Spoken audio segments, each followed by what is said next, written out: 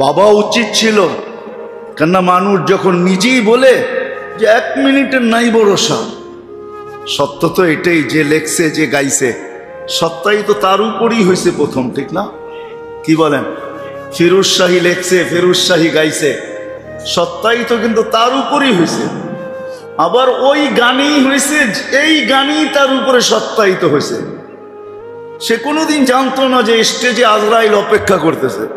সে যদি জানতো তাহলে কোনোদিন সে গাজীপুরের স্টেজে যেত নাকি? সে জানে ওইখানে আজরাইল নাই, আজকে গাজীপুরে কিছু একটা ঘটবে, কিন্তু সে টান দিতে দেরি, পড়তে দেরি হয় না। আল্লাহ বলে শেষ পর্যন্ত তোকে পৌঁছতে দিব না, মালাকুল মউত অপেক্ষা করতেছিল। সত্য তো এইটাই, সত্য তো এইটাই। নিজের হাতেই সংসার গড়ল, আবার সংসারের বিরুদ্ধে লাইফে আইসা বইলা আবার নিজের পিস্তলই নিজের মাথায় লাগাইল। সত্য তো এটাই। কি বলেন? রাগ হয়ে গেলেন? সত্য না? সংসার কে গড়ল? নিজেই তো গড়ল, ঠিক না? আবার সংসারের বিরুদ্ধে অভিযোগ নিয়ে সে নিজেই নিজের মাথায় পিস্তল রাখলো। সত্য তো এটাই। কিন্তু আমরা কয়জন ভাবি? ইসলাহী প্রোগ্রাম এই জন্যই, মানুষের ভিতরে ভাবনা ঢুকানোর জন্য, যে কালকের জন্য আমি কতটুকু প্রস্তুত। কোরআন এটাই ইঙ্গিত করে। লম্বা করলে অনেক লম্বা হয়ে যাবে, এত লম্বা করতে চাইতেছি না, আস্তে আস্তে হইলেই ভালো হবে মনে করি। এই জন্য আমাদের প্রত্যেকের ভাবা উচিত। যদিও ছোট জীবনটার উদ্দেশ্যটা বোঝা এই দুনিয়াবি স্রোতের ভিতরে বড় দুষ্কর,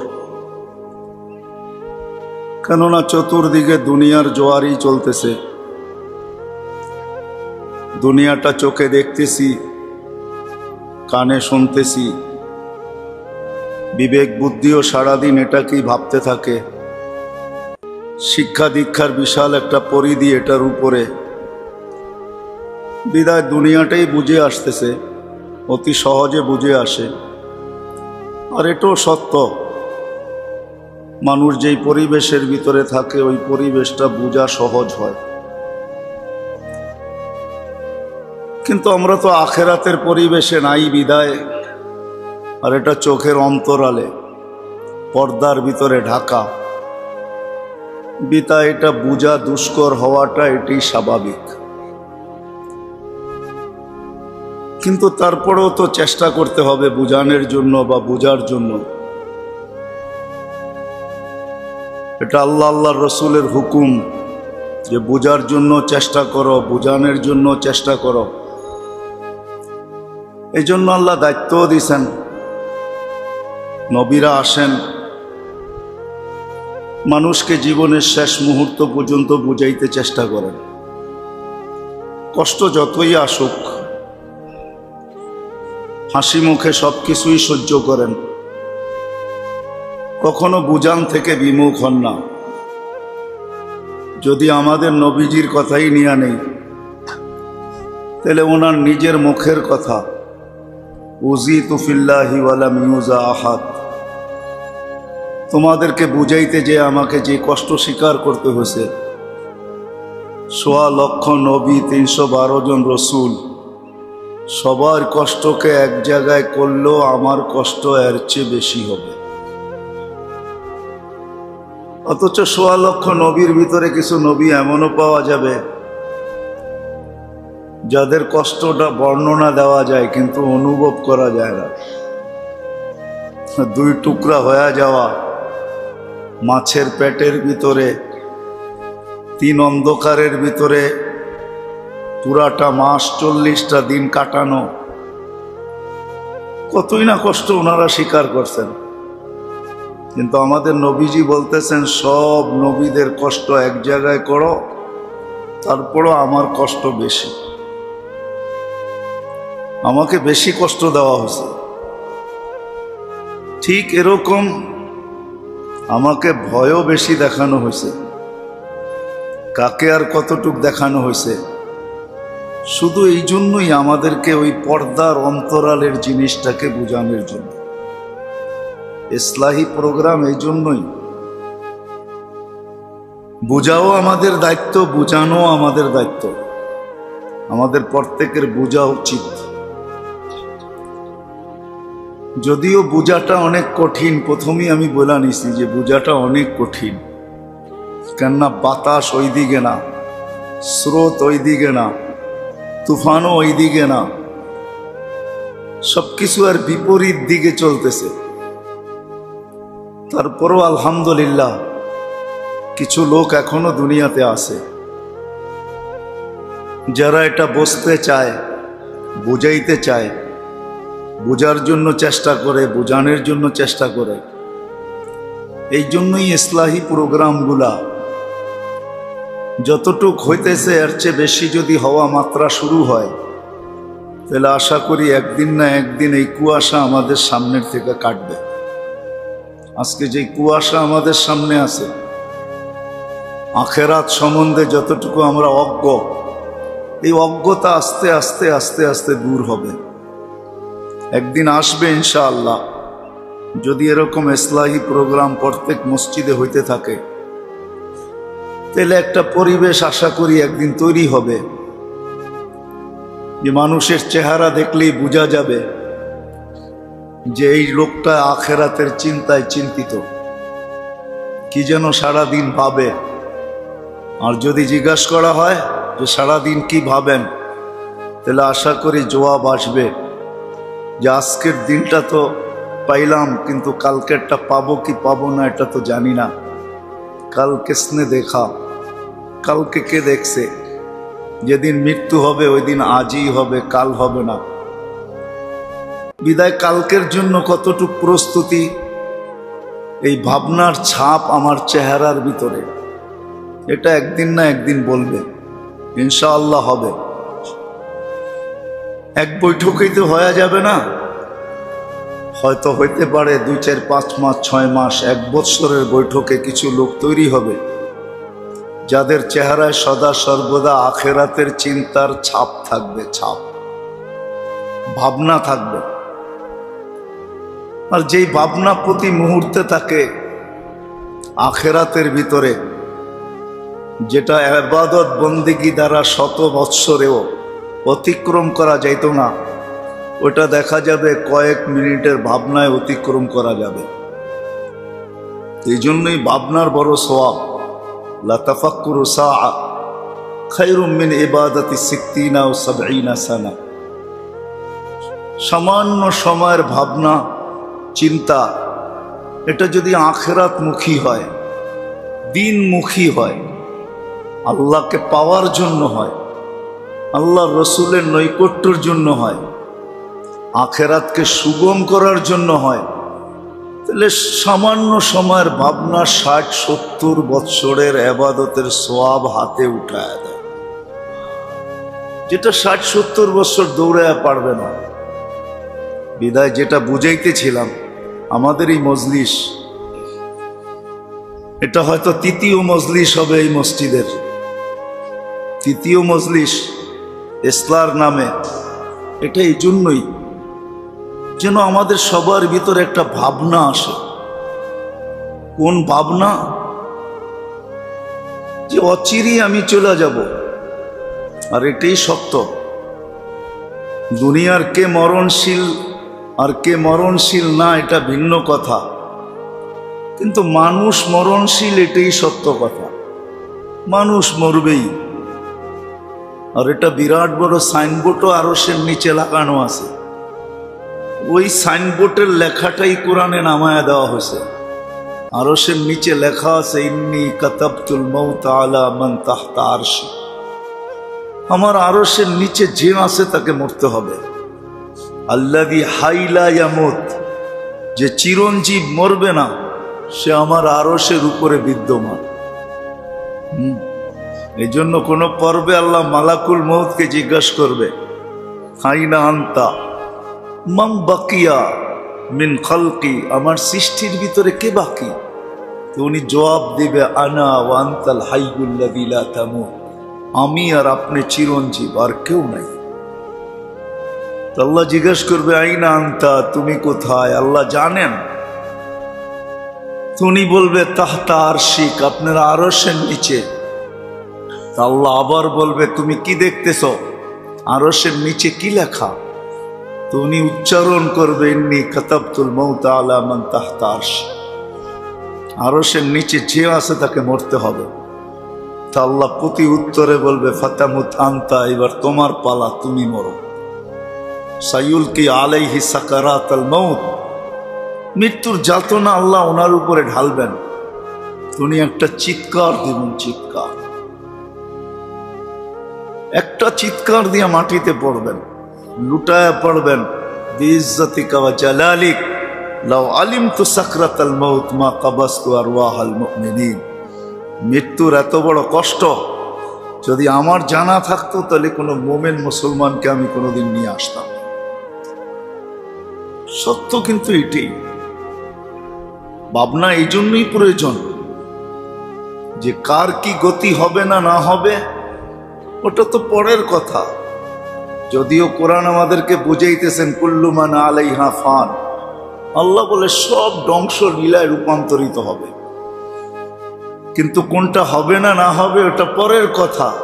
কিন্তু এটা তো চিরসত্য যে আমরা যেই কোনো মুহূর্তে মৃত্যুর কোলে ঢোলা পড়তে পারি, যেই কোনো মুহূর্তে আমার সিরিয়াল আসতে পারে।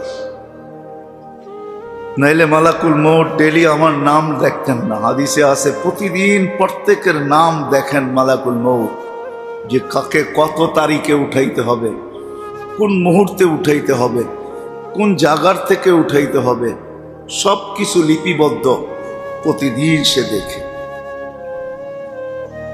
প্রতিদিন জমিনও আমাদেরকে সতর্ক করে, মাটিটা চিৎকার দেয়, যদিও তার চিৎকার আমাদের কানে আসে না। সত্য, আল্লাহ আমাদেরকে শুনতে দেন না। যদি শুনতে দিতেন তাহলে আমরা পাগল হয়ে যেতাম। এটার জন্যই আল্লাহ আমাদেরকে শুনতে দেন নাই। শোনার কোনো স্কোপ নাই, কিন্তু বলতেছে এটা সত্য। তামশি আলা যাহরি মাসিরুকা ফি বাতনি, তুমি চলমান আমার পিঠে, অচিরি তুমি আসবে আমার পেটে। তাযহাকু আলা যাহরি, তুমি হাসো আমার পিঠে। সাতাবকি ফি বাতনি, অতি সত্বর তুমি আমার পেটে কাঁদবে। আতাসুররু আলা যাহরি, তুমি ফুর্তি করো আমার পিঠে। সাতাহজানু ফি বাতনি, হতে পারে তুমি আমার পেটে দুঃখের সমুদ্রে ডুববে। তাকুলুকাল আলওয়ানু আলা যাহরি, রং তামাশা তোমাকে খায়া ফেলতেছে আমার পিঠে। সাতাকুলুকা দুদু ফি বাতনি, আমার পেটে তোমাকে কিরা মাকড় খাবে। আনা বাইতুল ওয়াহদা, চেনা নাও আমি একা একই ঘর। আনা বাইতুল ওয়াহশা, আমি ভয়ঙ্কর ঘর। আনা বাইতুল যুলমা, আমি অন্ধকার ঘর। আনা বাইতুল দুদি ওয়াল আকারিব, আমি কিরা মাকড়ের ঘর। জমিন প্রতিদিন কিন্তু ধ্বনি দেয়, যেমন সূর্য দেয়। যখন সে যেই দেশেই উকি মারে, উঠতে শুরু করে, ওই দেশের ভিতরে সে আওয়াজ দিতে দিতে আগে বাড়তে থাকে। আনা ইয়াউমুন জাদীদ, আমি নতুন দিন। আলা আমালিকা শাহিদ, তোমার কর্মের সাক্ষী আমি বহন করব। ফাক্তানিম, সুবর্ণ সুযোগ মনে করো। লান আউদ ফি হায়াতিকা আবাদা, আমি কোনোদিন তোমার জীবনে নাও উঠতে পারি। সূর্যও কিন্তু বলে, প্রত্যেকটা বস্তুই কিন্তু আমাদেরকে সতর্ক করে। হয় সত্য এটাই। অনেক সময় দেখা যায় আমার মনটাও কিন্তু আমাকে সতর্ক করে। দেখেন, আপনি ভাইবা দেখেন, মানুষের মনও কিন্তু মাঝে মাঝে মানুষকে সতর্ক করে, যার কত নাফরমানি, কত বেশি আল্লাহর থেকে দূরে, তুমি এরকম কতদিন চলবে। মনও কিন্তু মাঝে মাঝে মানুষকে সতর্ক করে। তো প্রত্যেকটা বস্তুই আমাদেরকে সতর্ক করে। এই জন্য ভাবনা প্রয়োজন, চিন্তা প্রয়োজন। চিন্তায় মানুষের সামনে রাস্তা খোলে, মানুষের ভিতরে অনেক কিছুর বিকাশ ঘটে। মানুষ যদি পাখিকে উড়তে দেখা না ভাবত, তাহলে আজকে প্লেনের অস্তিত্ব হইতো না, ঠিক না? মানুষকে প্লেনকে উড়তে দেখে মানুষ ভাবতে শুরু করছে যে পাখি এত সুন্দর ওড়ে, আমি কবে উড়ব। আজকে প্লেন দিয়া মানুষ উঠতেছে। মানুষ কোনো জিনিসকে দেখেই ভাবতে শুরু করছে যে কাঠের নৌকা যদি চালানো যায় তো লোহারটা চালানো যায় কিভাবে। আজকে বিশাল বিশাল শিপ লোহার, একটাও কাঠের নৌকা। মানুষের ভাবনার বিকাশই কিন্তু একটা সময় ছিল মানুষ ভাবতো কথাগুলাকে অতি তাড়াতাড়ি দূরে পৌঁছানো যায় কি করে। তো মানুষ টেলেক্স আবিষ্কার করছে। ওই সময় টেলেক্স ছিল শুধু পোস্ট অফিসে থাকতো, সরকারি কিছু অফিসে থাকতো, খটখট খটখট আওয়াজ হইতো, সবাই বসতো না। কিছু শিক্ষিত লোক ছিলেন যারা এই আওয়াজগুলাকে বসতো। একদিক দিয়ে খটখট আওয়াজ হইতে থাকতো, আরেক দিক দিয়ে সে দ্রুত গতিতে লিখতে থাকতো, আর যার বাড়িতে পৌঁছানো তার বাড়িতে পৌঁছায় দিত। মানুষের ভাবনার বিকাশ কিন্তু যেই খটখট শব্দ থেকে বাহির হওয়া যায় কি করে, তো আসছে টেলিফোন। আবার ভাবছে এই তার টানাটানির থেকে বাহির হওয়া যায় কি করে, তার টানতে হবে, এটার থেকে বাহির হওয়া যায় কি করে, এখন আসছে মুঠোফোন। আরো মানুষ ভাবতেছে যে এটার থেকেও বাহির হওয়া যায় কি করে, ঠিক না? মানুষের ভাবনার বিকাশ কিন্তু সত্য তদ্রূপ যখন মানুষ আখিরাত নিয়ে ভাবে, কালকে নিয়ে ভাবে যে কাল এটার জন্য আমার প্রস্তুতি কতটুকু, এটা নিয়ে যখন মানুষ ভাবতে থাকে, যেটা কোরআন মানুষকে বুঝাইতে চেয়েছে, মা কদ্দামাত লিগাদ, দুটা শব্দই, মা কদ্দামাত লিগাদ। মা এখানে বিরাট একটা চিৎকার কিন্তু, যদিও ওলামায়ে কেরাম অন্য কিছু বলবে, কিন্তু আমি বলবো এটা কোরআনের একটা চিৎকার। মা, আমরা অনেক সময় আশ্চর্য হয়ে বলি না মাগো, কোরআনও একটা চিৎকার দিতেছে, মা কদ্দামাত লিগাদ।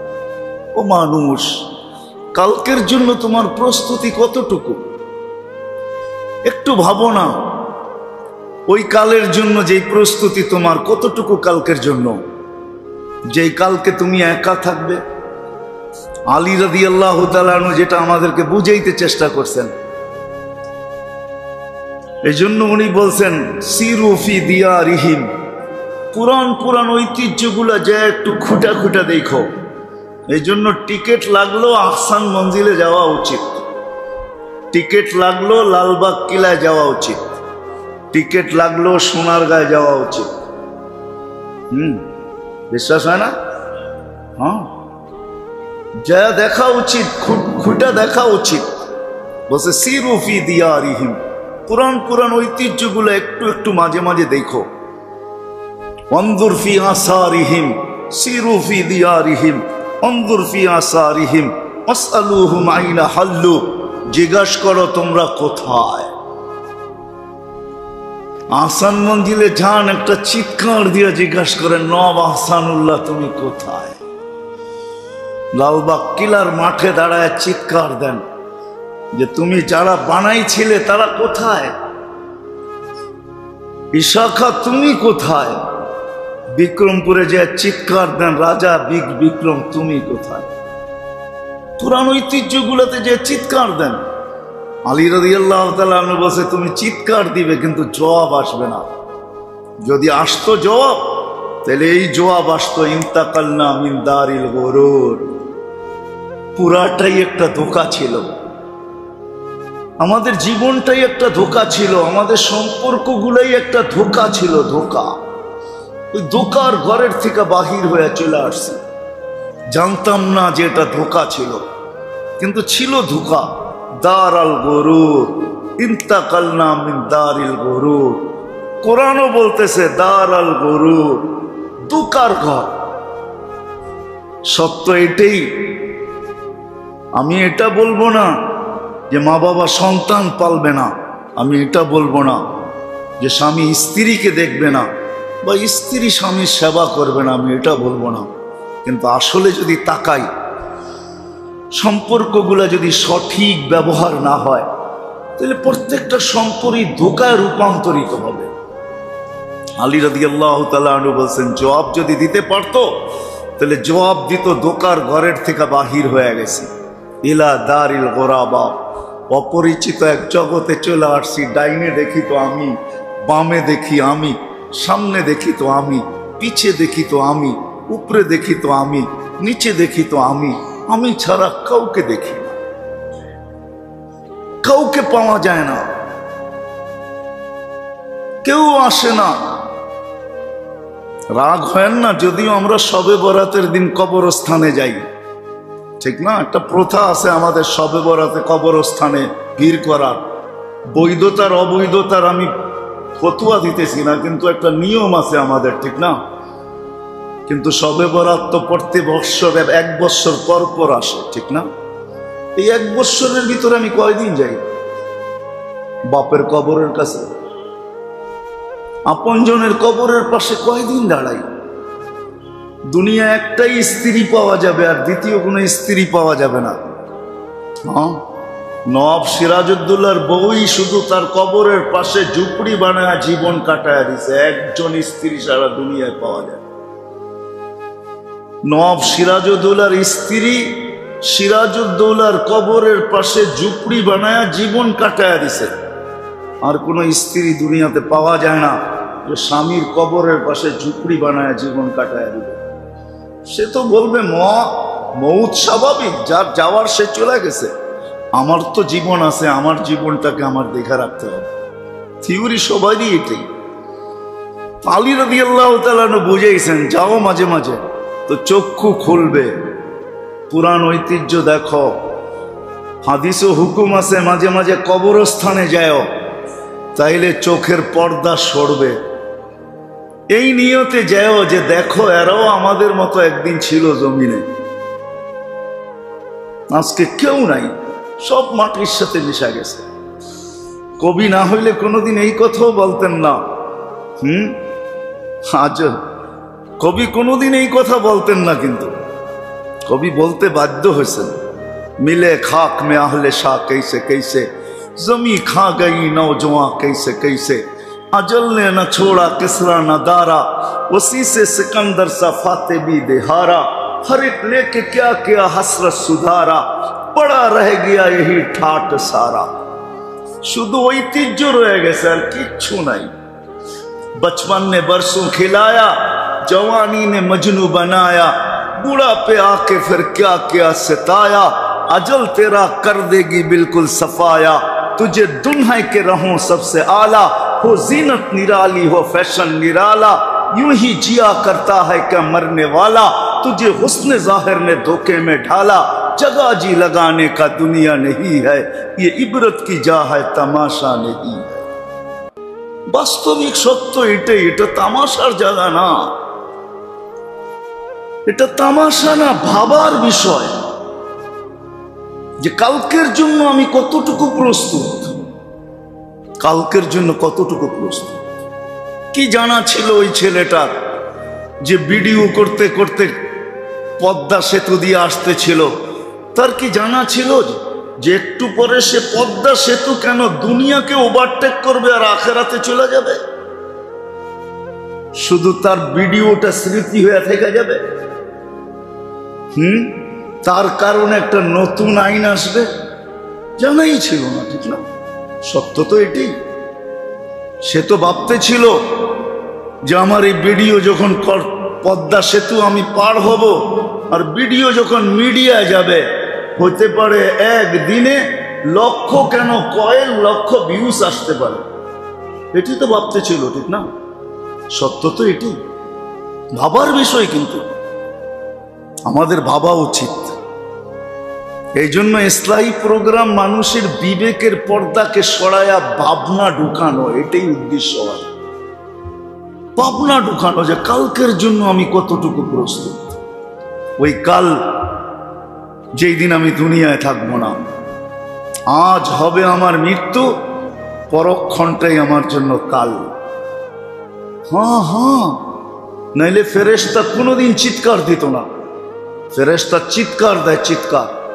যেই মহল্লায় কারো মৃত্যু হয়, যেই ঘরে হয়, মহল্লায় হয়, একজন ফেরেশতা চিৎকার দেয়, চিৎকার। একজন না চারজন দেয়, চারজন, চার ধরনের চিৎকার দেয়। প্রথম ফেরেশতা চিৎকার দেয় ইনকাতাতিল আজাল ওয়ানকাতাতিল আমাল, এই ব্যক্তির বয়স শেষ, আশা শেষ, তোমাদের কান্না কোনো কাজে দিবে না। দ্বিতীয় ফেরেশতা চিৎকার দিবে জালাল ইস্তেগাল, এই ব্যক্তির ব্যস্ততা শেষ, আর কাউকে সে কোনো দিন কেউ তাকে আর তোলাই খালে ব্যস্ত দেখবে না, আর দোকানের কালা সে খুলবে না, মাল নিয়ে ছুটাছুটি করতে তাকে কেউ দেখবে না, ব্যস্ততা শেষ। বাকিয়াল ওয়াবাল, সব ঘাঁটি তার সামনে, কেউ তার সঙ্গ দিবে না, কেউ সান্ত্বনা দিবে না, কেউ সঙ্গ দিবে না, সান্ত্বনাও দিবে না, কেউ অবয়ও দিবে না। দাফন হতে দেরি, একটু সময়ের জন্য ওইখানে কেউ অপেক্ষা করতেও রাজি হবে না। কবরে কতক্ষণ আমরা অপেক্ষা করি, কতক্ষণ করি, মুর্দাকে দাফন দেওয়ার পরে কতক্ষণ আমরা অপেক্ষা করি, কতক্ষণ অপেক্ষা করি। যদিও হুকুম ছিল, এক হাদিসে আছে, উটকে জব দিয়া ছিলার পরে গোশত বানায়া তকসিম করতে, ভাগ করতে যতক্ষণ সময় লাগে এতক্ষণ সময় কবরের পাশে দাঁড়াও, কিছু পড়তে থাকো। সে নতুন একটা জগতে গেছে, যাতে তোমাদের উপস্থিতি সে উপরে অনুভব করতে পারে, এতক্ষণ থাকো। কিন্তু আমরা কতক্ষণ থাকি? তৃতীয় ফেরেশতা বলবে জাহাবাতিল আমওয়াল, যার জন্য জীবনটাকে বিসর্জন দিছে, কালকের জন্য ভাবার একটুও সুযোগ হয় নাই। রাগ হয়ে যাবেন? এই মসজিদ বড় লোক, দোতলায় লোক, কাউকে যদি আমি প্রশ্ন করি যে যার যতটুকুই বয়স হয়ে থাকুক না কেন, যে নির্জনে বৈশা একা একই 2 মিনিটের জন্য চক্ষু বন্ধ করে আমরা ভাবছি যে হয় মৃত্যু তো যেই কোনো মুহূর্তে আসতে পারে, কিন্তু আমি এটার জন্য প্রস্তুতি কতটুকু নিলাম? কি একজনও কি হাত উঠানো যাবে যে নির্জনে বৈশা একা একই? আমাদের যার বয়স যতটুকু হয়ে থাকুক, যুবক মারা যাবে না এমন তো না। প্রথম দিনই যে মারা গেল পদ্মা সেতুতে, সে তো যুবকই ছিল, ঠিক না?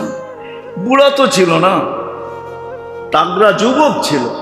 তালাশ করলে পাওয়া যাবে এখন পর্যন্ত বিয়ের স্বপ্ন তার দিলের ভিতরে পুরাটাই ভরা ছিল, ঠিক না? বিয়েও করে দেয়। তো যারই যতটুকু বয়স হয়ে থাকুক, বা যদি বলি এই এলাকার লাউড স্পিকারের আওয়াজ যদি বাহিরে যায় থাকে, তাহলে কোনো মা বোনও পাওয়া যাবে না যে নির্জনে বসে একা একই ভাবছে যে হয় যেই কোনো মুহূর্তে চলে যেতে পারি। কিন্তু আমার প্রস্তুতি কতটুকু?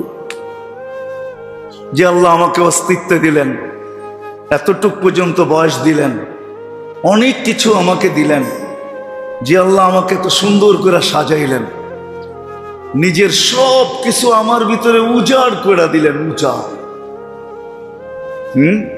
হায় হায়, আল্লাহ আমাদের ভিতরে সব কিছু উজাড় করে দিছেন। উজাড় বোঝেন? সব কিছু দিয়ে দিছেন, নাইলে আল্লাহ হুকুম কোনোদিন দিতেন না, ফুই আনফুসিকুম আফালা তুবসিরুন। ও মানুষ, তুই আমাকে দেখিস না ঠিক আছে, কিন্তু তুই তোর ভিতরে একটু তাকায়া দেখ না, তোকে নিয়ে একটু ভাবনা, তোর অঙ্ক প্রত্যঙ্গগুলা নিয়ে একটু ভাবনা, তুই তোকে নিয়ে একটু অ্যানালাইসিস কর না, তাইলে তুই দেখবি যে আমি তোর ভিতরেই আছি। তুই আমাকে দেখতে পাবি যে 1 ফোঁটা পানিকে আমি 5 লক্ষ ভাগ করছি, আর 1 ভাগ দিয়ে তোকে তৈরি করছি। 1 ফোঁটা পানি মার পেটে যেটা যায়, ওটাকে আল্লাহ 5 লক্ষ ভাগ করেন, 5 লক্ষ। একটা ভাগ দিয়ে আপনাকে আমাকে তৈরি করেন। আপনি 100 কেজি ওজন হন আর 150 কেজি হন, ওই একটা দিয়েই তৈরি। যে আল্লাহ এত সুন্দরভাবে তৈরি করলেন, যে আল্লাহ হুকুম দিলেন যে আমাকে দেখিস না ঠিক আছে, কিন্তু তোর ভিতরে তো তাকা, তাইলে হইতে পারে তোর ভিতরে তুই আমাকে দেখবি।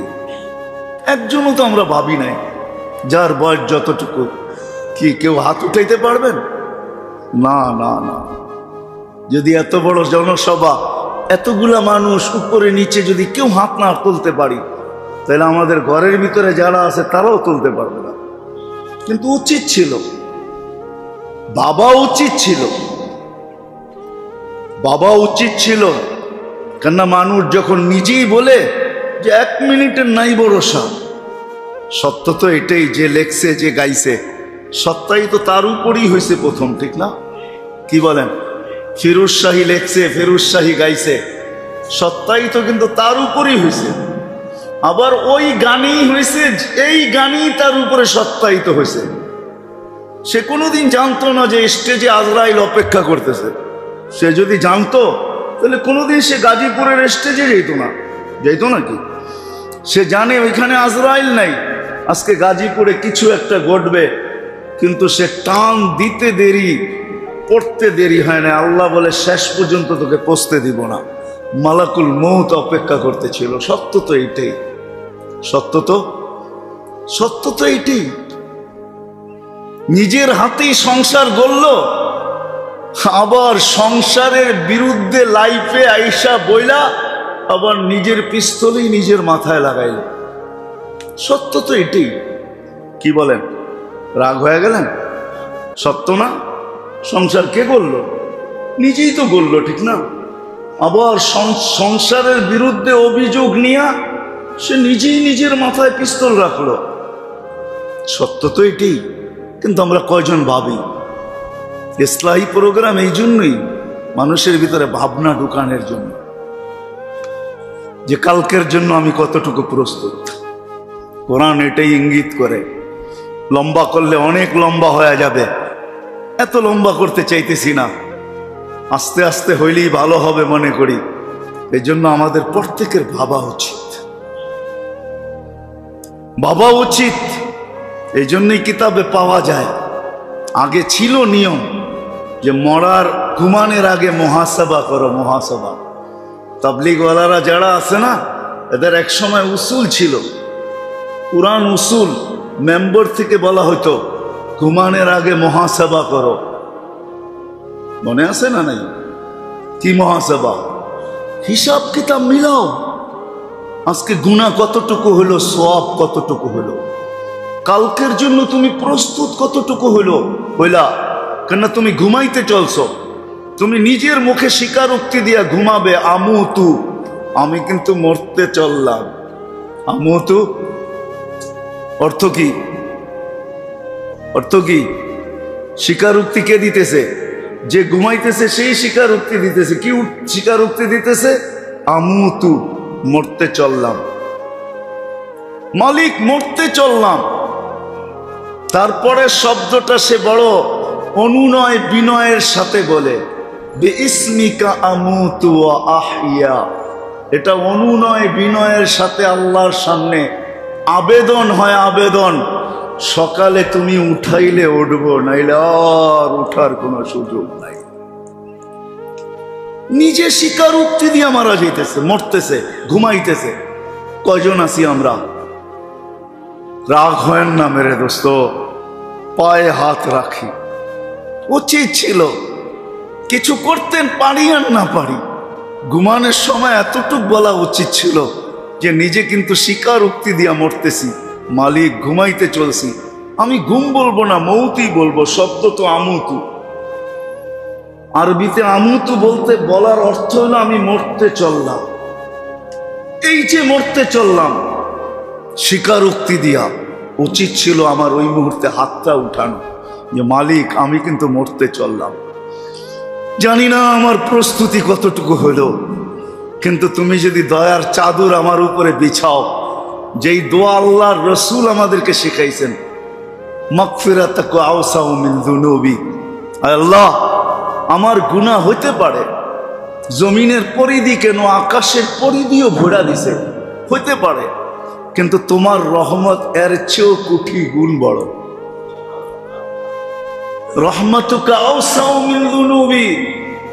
আমার গুনার কতটুকু হইলো, জমিনের পরিধি ভরা গেল, হইলো আকাশের পরিধিও ভরা গেল, হইলো এর উপরে উঠা গেল, কিন্তু তুমি তো বলতেছো মাগফিরাতুকা আওসাউ মিন যুনুবি।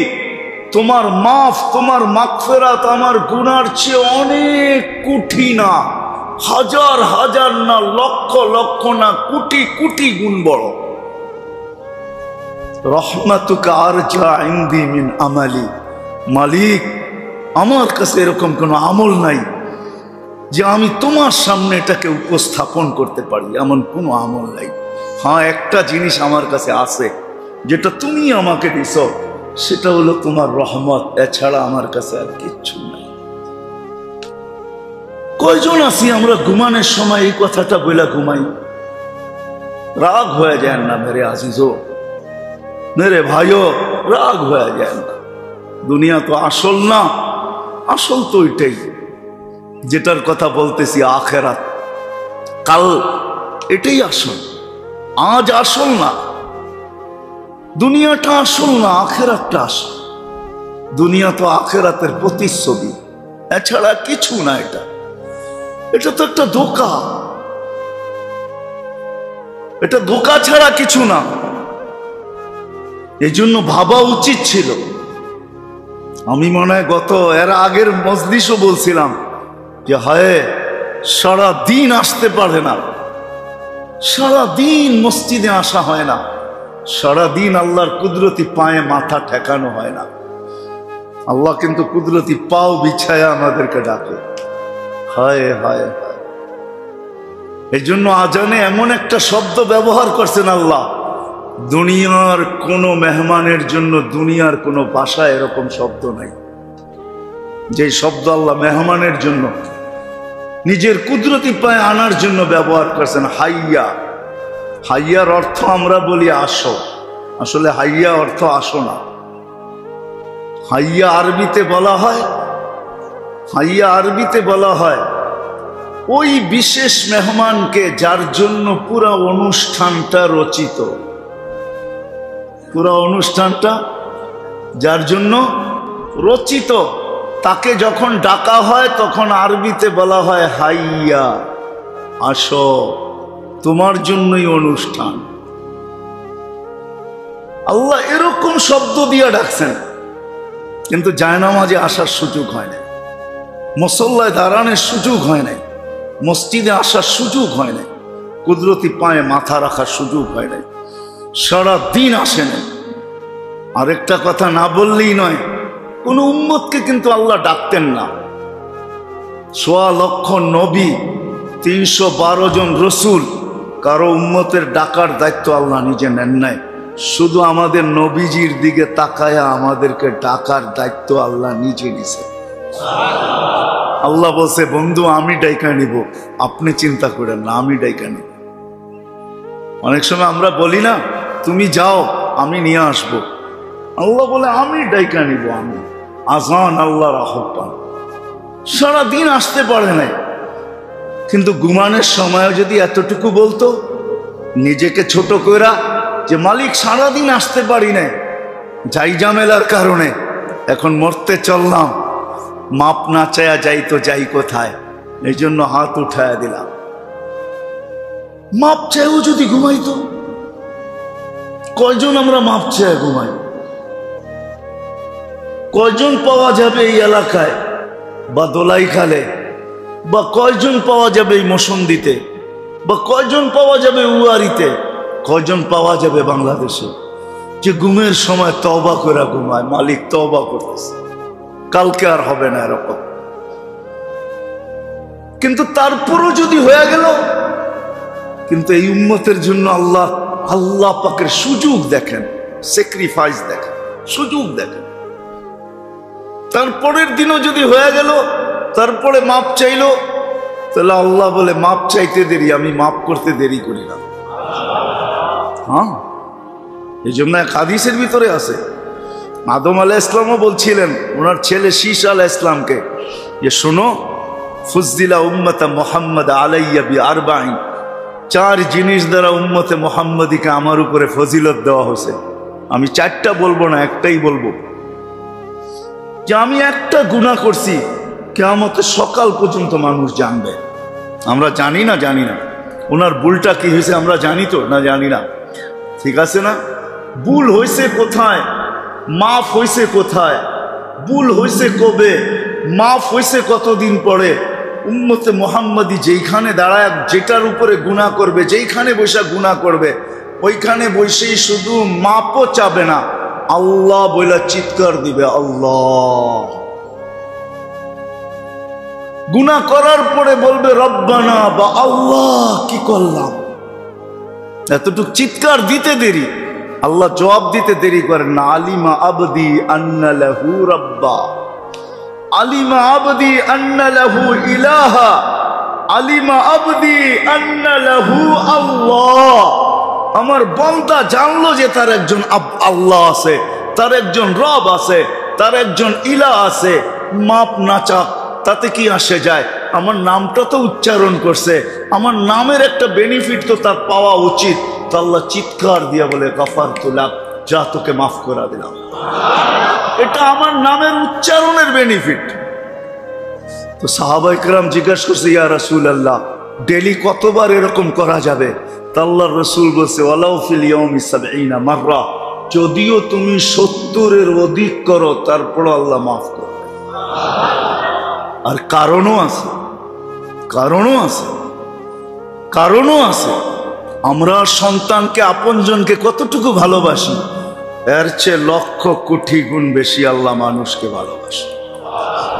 সারা দুনিয়ার মাদের মমতা যদি এক জায়গায় করা হয়, তো আল্লাহ প্রত্যেক বান্দাকে এর চেয়েও ৭০ গুণ বেশি ভালোবাসেন। আরেকটা উদাহরণ দিলে আরো সুস্পষ্ট হবে যে আল্লাহ বান্দাকে কতটুকু ভালোবাসে। বান্দা যদি ভুল বোঝে আর আল্লাহর দিকে ফিরে আসে, তো আল্লাহ উদাহরণ দিয়ে বান্দাকে বুঝাইতে চাইতেছেন। ওই মরুভূমির আরোহীর উদাহরণ দিয়া, যে মরুভূমিতে চলতে চলতে উটকে হারায় গেছে, উট হারায় গেছে, নিজে নৈরাশ হয়া টোকাইতে যায় আবার জানটা দিবে, এই জন্য এক জায়গায় বসা গেছে যে পাইলে পাইলাম, না হয় জান এখানেই দিয়া দিব। খামাখা তালাশ করে ক্লান্ত হওয়ার কোনো প্রয়োজন নাই। আর এই অবস্থায় ঘুমায়া গেছে। ঘুমের থেকে যখন উঠছে তো দেখে উট মাথার কাছে দাঁড়ানো আছে। উট পাইতে দেরি, তার উপরের সিস্টেম, দেমাগের সিস্টেম উল্টাইতে দেরি হয় নাই, খুশির ঠেলায় পুরাটাই উল্টায় গেছে। কেমন উল্টানো, হাদিসের শব্দ দেখেন, এমন উল্টাইছে যে সে আল্লাহকে বলতেছে, আনতা আবদি, আপনি আমার বান্দা, আমি আপনার রব, আমি আপনি আমার কি বান্দা, আমি আপনার রব। উল্টায় গেছে। যদিও আমরা দূষণীয় বলবো, আল্লাহ বলে না না না, সিস্টেম উল্টায় গেছে। সে খুশির ঠেলায় সব হারায় গেছে, সিস্টেমই হারায় ফেলছে। ও মানুষ, এই ব্যক্তি যতটুকু খুশি না হয়েছে, ও বান্দা তুই যখন ফিরে আসিস তো আমি এর চেয়েও বেশি খুশি। আর কিভাবে বুঝাবে আমাদেরকে বলেন? সাধারণ একটা বিবেকওয়ালা মানুষ ভাবুক না, আর আল্লাহ কিভাবে বুঝাবে আমাদেরকে? বিদা আমাদের ইসলাহি প্রোগ্রামের উদ্দেশ্য এটা, যে সবার ভিতরে একটা ভাবনা ঢুকানো যে কালকের জন্য আমি কতটুকু প্রস্তুত। আর আমার প্রস্তুতি আমাকেই নিতে হবে, আমার ভাবনা আমাকেই ভাবতে হবে, আমার চিন্তা আমাকেই করতে হবে, আমার দৌড় আমাকেই দিতে হবে। নাইলে কোরআন কোনোদিন বলতো না ফাফিরু ইলাল্লাহ, তোমার দৌড় তুমিই দাও, আমার দৌড় আমাকেই দিতে হবে। আমার দৌড় কেউ দিতে পারবে না, আমাকেই দিতে হবে, আমার চেষ্টা আমাকেই করতে হবে। এই জন্য আসেন, শেষ দিকে চলে আসছি, আমরা একটু ভাবি। আর ভাবে যখন মানুষ, একটু আগেই আমি দেখাইলাম যে ভাবনা মানুষের সামনে রাস্তা উন্মোচিত হয়, রাস্তা খুলে আসে। যখন ভাবতে থাকে একদিন, 2 দিন, 3 দিন, এই ভাবনা তার মাথা পর্যন্ত সীমাবদ্ধ থাকে না।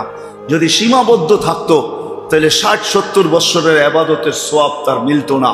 এই ভাবনা এখানে সীমাবদ্ধ থাকে না, ভাবনা উপর পর্যন্ত চড়তে থাকে। এমনও হয় যে ভাবনা আরশে পর্যন্ত ধাক্কা দিতে থাকে। কি করতে থাকে? আরশে পর্যন্ত ধাক্কা দেয়, ধাক্কা। আরশে ধাক্কা দেয়। নাহলে কেন এই হাদিস আসবে? অনেক জায়গায় আছে ভাবনা ধাক্কা দিতে থাকে। তো আরো আল্লাহ জিজ্ঞাসা করে, কেন তোমার ভিতরে ধাক্কা লাগে কিসের, আর লাগেই বা কেন? তো বলছে, তোমার অমুক বন্দা ভাবতেছে, কাল নিয়া ভাবতেছে। এই জন্য হাদিসে আছে, আল্লাহ দুই ভাবনা কোনো মুসলমানের উপরে একত্রিত করেন না। কয় ভাবনা? কয় ভাবনা? দুই ভাবনা একত্রিত করেন না। দুনিয়াতে যে ভাবছে, আখেরাতে তাকে ভাবনা যুক্ত আল্লাহ করবেন না। আখেরাতে তো ভাবনার থেকে মুক্ত হবে। দুনিয়াতে যে বৈশা ভাবছে, তাকে আখেরাতের ভাবনা যুক্ত আল্লাহ করবেন না। আখেরাতে তার কোনো ভাবনা নাই, কোনো চিন্তা নাই, কোনো মাথা ব্যথা নাই। আজকে যে না ভাবলো, কালকে তাকে ভাবতে হবে। ভাবনার মাত্রাটা কতটুকু হবে এটাও হাদিসে আছে। এতটুকু হবে যে নিজের হাত নিজে চাবাইতে চাবাইতে এই পর্যন্ত চলে আসবে, তারপরেও খবর হবে না যে এতটুকু খেয়ে ফেলছে। এতটুকু ভাবাবে, এতটুকু ভাবতে হবে। দুই ভয় আল্লাহ একসাথে করেন না, দুই ভাবনাও একের সাথে করেন না। এই জন্যই বলছে, মান জাআলা হুমুমা, মান জাআলাল হুমুমা হাম্মান ওয়াহিদা। যার ভাবনা একটা হইল, একটাই ভাবনা, কালকের জন্য প্রস্তুত কতটুকু, কতটুকু আমি কালকের জন্য প্রস্তুত। কেন আমাকে একা একই এখানে যেতে হবে, একা একই থাকতে হবে। আগেই বলছি, কেউ সঙ্গও দিবে না, কেউ সাথেও যাবে না, কেউ অবয়ও দিবে না। যে কালকের ভাবনা ভাবলো, আল্লাহ বলে কাফাহুল্লাহু, আল্লাহর রাসূল বলেন কাফাহুল্লাহু মিন হুমুমিদ দুনিয়া ওয়াল আখিরাহ। তোমাকে দুনিয়া আখিরাতের ভাবনা থেকে আমরা নিষ্কৃতি দিয়া দিই। আমার কোনো ভাবনা তোমার উপরে থাকবে না, কোনো ভাবনা থাকবে না। এই জন্য তো ফেরেশতারা এসে ধ্বনি দিবে। আমি শুনতেছিলাম, ইমাম সাহেব পড়তেছিল, মনে হয় প্রথম রাকাতেই পড়তেছিল, ইন্নাল্লাযীনা ক্বালু রাব্বুনাল্লাহ। দ্বিতীয় রাকাতে সুম্মাস্তাকামু। ফেরেশতা এসে অভয় দিবে, লা তাখাফ ওয়ালা তাহজান। তোমার জন্য কোনো ভাবনা নাই, তোমার জন্য ভয় নাই, ভীতি নাই, কিচ্ছু নাই। যদি হইতো তাহলে আমরা কেন আসতাম? তাতানাজ্জালু আলাইহিমুল মালায়েকা, আমরা কেন আসতাম? এই জন্য আসেন। ইসলাহি প্রোগ্রামের উদ্দেশ্যই এটা। আমি কালকের জন্য কতটুকু ভাবনা, সাথে সাথে আরেকটা কালকের জন্য কতটুকু প্রস্তুতি। এই প্রস্তুতি স্বরূপই আল্লাহ আমাদেরকে বেশি খাটাইতে চান না। হ্যাঁ, মা বাপ কিন্তু সন্তানকে খাটা পছন্দ করে, কিন্তু বন্দা খাটুক এটা আল্লাহ পছন্দ করে। বন্দাকে বেশি খাটাইতে চান না আল্লাহ। আল্লাহ বেশি খাটাইতে চান না। কেননা মাদের চেয়েও যদি 70 গুণ মমতা বেশি হয় আল্লাহর, 70-এর উপর মমতা যদি আল্লাহর বেশি হয়, তো আল্লাহ বন্দাকে খাটাইতে চান না, আল্লাহকে ক্লান্ত করতে চান না। এই জন্য তো আল্লাহ এক জায়গায় বলছেন, আমরা যদিও রিজিকের জন্য ক্লান্ত হই, কিন্তু আল্লাহর কিন্তু নিষেধ, কসমতু লাকা রিজকাকা ফালা তাতা। তোমার রিজিক বন্টিত, তুমি খামাখা ক্লান্ত হও না, অনর্থক ক্লান্ত হও না। আল্লাহ কিন্তু ক্লান্ত হওয়া চান না। তোমার রিজিক বন্টিত, যতটুকু অতটুকু তোমার কাছে আসবেই। যেই সময় আসার ওই সময়ই আসবে। হয়তো দেখা যাবে সারাদিন আসে নাই, মাত্র 7-8টায় হাত দিছে বন্ধ করবে, একজন এসে বলছে শুনছি মালটা মনে হয় আপনার কাছে আছে। তো কয় 7-8টা তো বন্ধ করে দিব, কয়েকটু দেন না, 2 মিনিটে দিয়া দেন। তো দেখা গেল সারাদিনের অপেক্ষার ক্লান্তি 2 মিনিটে দূর হইয়া আরো 1 সপ্তাহটা বেশি হয়ে গেছে। হয় না? হয় না? হ্যাঁ, কি কয় দোলাই খালালারা? হয় না? হয় না? মাঝে মাঝে হয়, ঠিক না? হ্যাঁ, যখন কারো কাছে পাওয়া যায় না আর আমার কাছে আছে, তাহলে তো পোয়া 12, ঠিক না? কি বলেন? কি বলেন? নাইলে তো গাড়ি ঘুরবে না, ঠিক না? চলবে না, ঠিক না? হয়। আল্লাহ বান্দার ক্লান্তি চান না, আল্লাহ আমাদেরকে বেশি খাটাইতে চান না। ভাবনা যদিও, আর প্রস্তুতি বেশি ক্লান্ত করতে চান না। যদি ক্লান্ত করতে চাইতেন তাহলে আপনাকে 2-4টা জিনিস দেখাইতেছি। ক্লান্ত যদি আল্লাহ করতে আমাদেরকে চাইতেন, তাহলে বলতেন 83 বছর খাটলেই 83 বছর মিলবে, এটাই যুক্তিসঙ্গত, ঠিক না? তাহলে কেন বললেন যে এক রাত্র দৌড়াবে 83 বছর মিলবে? লাইলাতুল কদর কয় রাত্র? হ্যাঁ, এক রাত্র দৌড়ায় কয় রাত্র মিলতেছে? কত বছর? 83 বছর 4 মাস। 1000 মাসে 83 বছর 4 মাস হয়। হ্যাঁ, কি দৌড়াইলেন কত রাত্র? কত? হ্যাঁ, হায় হায়, যদি প্রত্যেক বৎসরের বদলা এক রাত্র হইতো তাইলেও বুঝাইতাম যে 83 রাত্র দৌড়ানোর পরে 83 বছর মিলল, তাইলেও মনে হয় মিলাটা অনেক বড় হইতো, ঠিক না? কি বলেন? এখানে এক রাত দৌড়াইতে বলতেছে, এক রাত দৌড়াও 83 বছর, ঠিক না? আবার দেখেন কাল পরশুই আসতেছে। হ্যাঁ, আল্লাহ কসম খাইতেছেন, আল্লাহ কসম খাইতেছেন, আল্লাহ কসম খাইতেছেন, আল্লাহ 10 রাত্রের কসম খাইতেছেন। ওয়ালায়ালিন আশ, ওয়ালায়ালিন আশ, 10 রাত্রের কসম আল্লাহ কসম খাইতেছেন। 10 রাত্র, জিলহজের 10 রাত্র। 10 রাত্র কতদিন হবে? আল্লাহ বলে কতদিন? প্রত্যেক রাত্র এক এক লাইলাতুল কদরের সমান।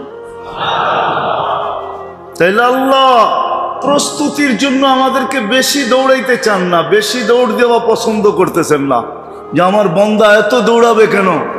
আল্লাহ বলতেছেন, হ্যাঁ, ওয়ালায়ালিন, ওয়ালায়ালিন আশ, ওয়ালায়ালিন আশ, 10 রাত্র দৌড়াও। প্রত্যেক রাত্র কতটুকু? তো রসুলের মাধ্যমে জানাইতেছেন প্রত্যেক রাত্র এক লাইলাতুল কদর, এক লাইলাতুল কদর সমপরিমাণ। 10 রাত্র দৌড়াবে তুমি, তো 10 লাইলাতুল কদর। 10 লাইলাতুল কদরে কত? 830 বৎসর। কত? আবার যদি 4 মাস যোগ করেন তাহলে ওইখানে আছে 40, 3 বার 36, ওইখানে আরো 3 বৎসর, তাইলে 86 বৎসর 4 মাস। 10 রাত্র কত? 886 বৎসর 4 মাসের দৌড়, মাত্র 10 রাত। আবার দিনে অলফাজিরি ওয়া লায়ালিন আশ, দিন দৌড়াবা 9 দিন। 10 দিনের দিন তো রোজা, ঈদের দিন রোজা নিষেধ। 10 দিন দৌড়াবে, 9 দিন দৌড়াবে, প্রতিদিনের রোজা 1 বৎসরের রোজা। প্রতিদিনের রোজা কয় বৎসরের? 9 বৎসরের রোজা। কয় বৎসরের রোজা হইল? 9 দিনের রোজা। কয় বৎসরের রোজা? 9 বৎসরের রোজা। তাহলে 10 দিনের দিন তো ঈদ, ওই দিন তো রোজা নাই। প্রতিদিনের রোজা 1 বৎসরের রোজা। বোঝা গেল প্রস্তুতি সহজ করলেন।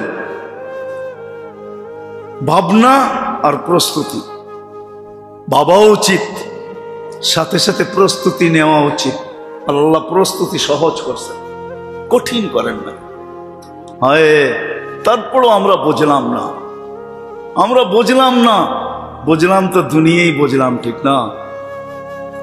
হ্যাঁ, কি বলেন? হ্যাঁ, চলে কবির কথাই সত্য। দর্দে দিল কিসসে কাহো, কুই তো গমো খার নেহি, আয় খোদা তেরে সেবা কুই তো মদদগার নেহি। সত্য এটাই। এই ব্যথা আপনি বুঝাবেন তো বুঝাবেন কাকে? ভাবনার ভিতরে এত কিছু, আর প্রস্তুতি সহজ করলেন আল্লাহ। রমজান চলে গেছে, আসলো ঈদ, আসলো কুরবানি, আসলো হজ, সহজ করলেন। ওই জিলহজ রেখা দিলেন আল্লাহ এরকম। এই জন্য আসেন, প্রস্তুতি কোনো কঠিন না। ভাবনাও বড় কিছু আমাদেরকে দিবে, প্রস্তুতি সহজ। আর যদি পাও বাড়াইতে পারি তো কসম খোদার আরো বড় পাও। এই জন্য সবার কাছে দরখাস্ত, 2 দিন পরেই শুরু হবে। আজকে 26 হয়ে 27 চলে আসছে, জিলকাদা 27 শুরু হয়ে গেছে। হয়তো আর 2 দিন বাকি, না হয় 3 দিন বাকি। 28 29 হবে অথবা 30। গত 2 মাস 30 গেছে, এটা 29 হওয়াই স্বাভাবিক। হতে পারে 30 হইলেও করার কিছু নাই। 30 যদি হয় তাহলে আসতেছে 3 দিন পরে। এক একটা রাত্র লাইলাতুল কদরের সমান। আমাদের পরিবেশগুলা সমাজের ভিতরে, মসজিদের ভিতরে, ঘরের ভিতরে একটা পরিবেশ বানানো উচিত, যে এই 10টা রাত্র আমরা বন্দেগীতে কাটাবো,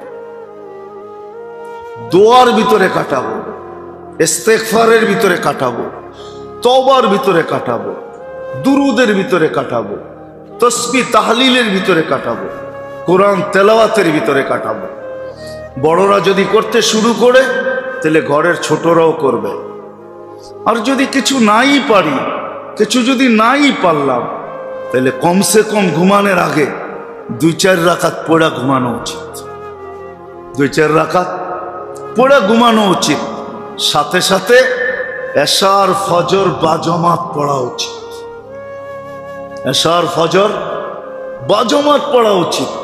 যদি বলবেন ঈদের বাজার, সামনে ঈদ, ক্লান্তি, কাজও আছে, সারাদিন রাত্র যদি না ঘুমাই, দিনের বেলা পরিশ্রম করব কি করে?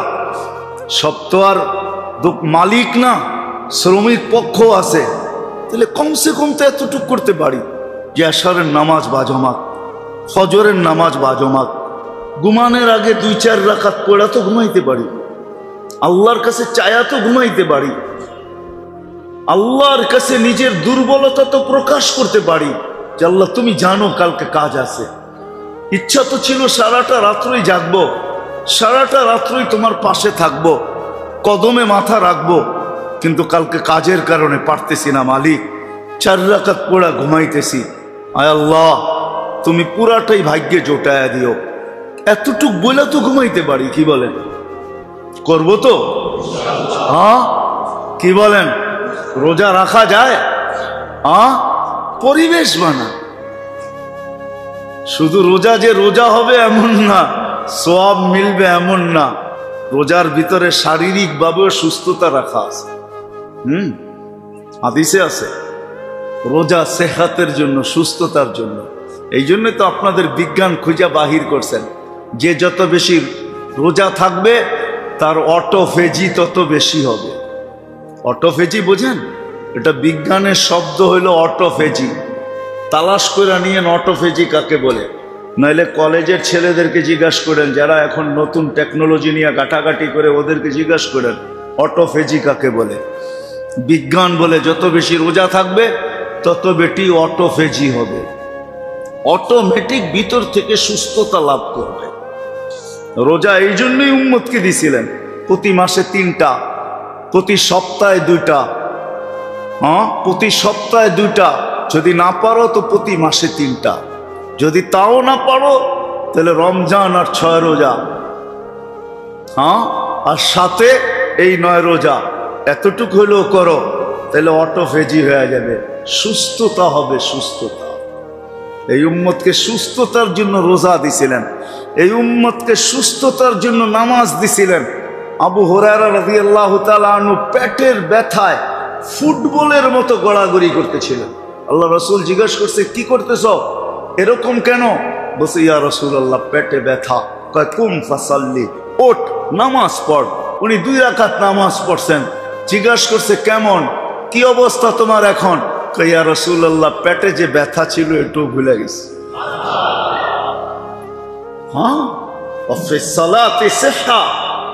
নামাজের ভিতরে সুস্থতা আছে, এই জন্য বলছে ডেলি নফল নামাজগুলা কেন দিছেন?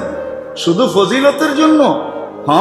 ফজরের পরে আওয়াবিন, ইশরাক, চাষ, তাহাজ্জুদ এই জন্য দেন নাই যে শুধু সওয়াব আপনি গাঁটটি বড়বেন। না না, ওই দিন হাদিসের শব্দ হইল ওয়ালাউ জাহাদা শয়তান, সে সমস্ত গুনার থেকে পবিত্র থাকবে, সুরক্ষিত থাকবে। শয়তান যত জোর লাগাক তাকে গুনাহ করাইতে পারবে না, না, না, না। ওয়ালাউ জাহাদাশ শয়তান, হাদিসের শব্দ এটা। একটা কিতাবই আছে ফাজাইলে ইখলাস, সূরা ইখলাসের ফজিলতের উপরে একটা কিতাবই আছে, হাদিস দ্বারা, কারো কথা দ্বারা না, আল্লাহর রসুল থেকে সব হাদিস নিয়ে আসছেন ওইখানে। আমি ছাপায়া নিয়ে আসতে পারলে আপনাদেরকে বন্টন করতে পারতাম, বাগার ওটা তো আরবিতে, কয়জনে বুঝবেন এটাও তো জানি না, কিন্তু কিতাবের নাম বইলা দিলাম ফাজাইলুল ইখলাস। সূরা ইখলাসের ফজিলতে লেখা আছে। সাহাবী রসুল বলছেন, আল্লাহ রসুল আমাদেরকে শিক্ষা দিয়েছেন যে গুনার থেকে পবিত্র থাকার জন্য ফজরের নামাজের পরে 11 বার সূরা ইখলাস কি বিসমিল্লাহ সহকারে। আমাদের ভিতরে আমরা সূরা ইখলাস কে না পারি? ইখলাস বোঝেন তো? কুল হুয়াল্লাহু আহাদ আল্লাহুস সামাদ লাম ইয়ালিদ ওয়া লাম ইউলাদ ওয়া লাম ইয়াকুল লাহু কুফুয়ান আহাদ। সবাই জানি বিসমিল্লাহ সহকারে 11 বার পড়া ফজরের পরে। যেই ব্যক্তি পড়বে, হায় হায় হায়, আল্লাহর রাসূল বলছেন সে সমস্ত গুনার থেকে সুরক্ষিত থাকবে। ওয়ালাউ জাহাদাশ শয়তান, যদিও শয়তান এরি চুটির জোর লাগাক। এরি চুটির জোর বোঝেন? কুরআন ডাকার মানুষ তো বুঝার কথা, এটা তো উর্দু শব্দ, ঠিক না? শয়তান যতই জোর লাগাক না কেন আপনাকে দিয়ে গুনাহ করাইতে পারবে না, কমসে কম ওই দিন, কমসে কম ওই দিন পবিত্রতা।